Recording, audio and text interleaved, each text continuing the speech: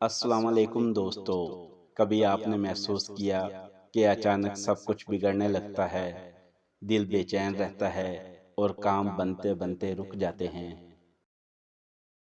آج کی ویڈیو میں ہم بات کریں گے نظر بد کی چند ایسی نشانیوں کی جنہیں اکثر لوگ سمجھ ہی نہیں پاتے۔ پہلی نشانی، اچانک بے چینی ہونا۔ کبھی انسان بغیر کسی وجہ کے ہر وقت گھبراہٹ اور بے سکونی محسوس کرتا ہے، دل کو سکون نہیں ملتا۔ حضرت علی فرماتے ہیں، دل کی بے سکونی انسان کو کمزور کر دیتی ہے، اس لیے اللہ کا ذکر دل کو مضبوط بناتا ہے۔ دوسری نشانی، ہر کام میں رکاوٹ ہونا۔ کئی بار انسان محنت بہت کرتا ہے لیکن کام بنتے بنتے رک جاتے ہیں اور قسمت جیسے ساتھ چھوڑ دیتی ہے۔ فرمان نبوی صلی اللہ علیہ وآلہ وسلم ہے، نظر بد انسان کو نقصان پہنچا سکتی ہے، اس لیے دعا اور حفاظت ضروری ہے۔ تیسری نشانی، اچانک طبیعت خراب رہنا۔ بعض لوگ بار بار بیمار ہوتے ہیں لیکن ڈاکٹر بھی واضح وجہ بتا نہیں پاتے۔ جسم ہر وقت تھکا ہوا لگتا ہے۔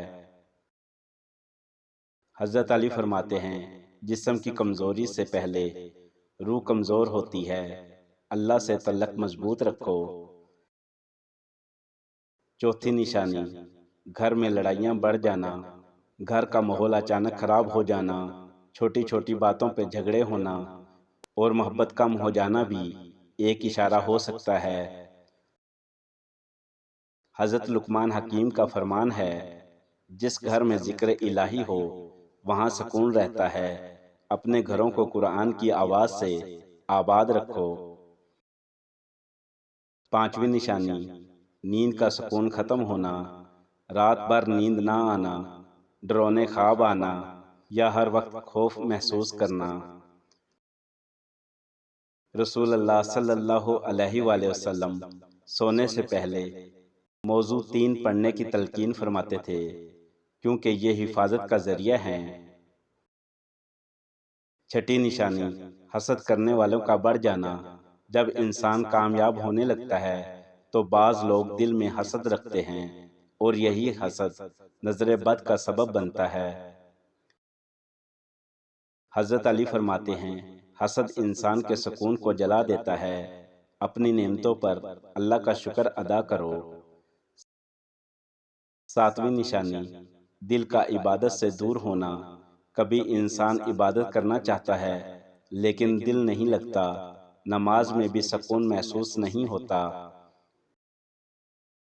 یہ وقت ہوتا ہے اللہ سے اور زیادہ قریب ہونے کا، کیونکہ سکون صرف اسی کے ذکر میں ہے۔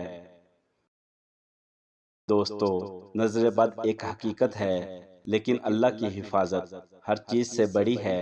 روزانہ آیت الکرسی، چاروں کل اور درود شریف پڑھا کریں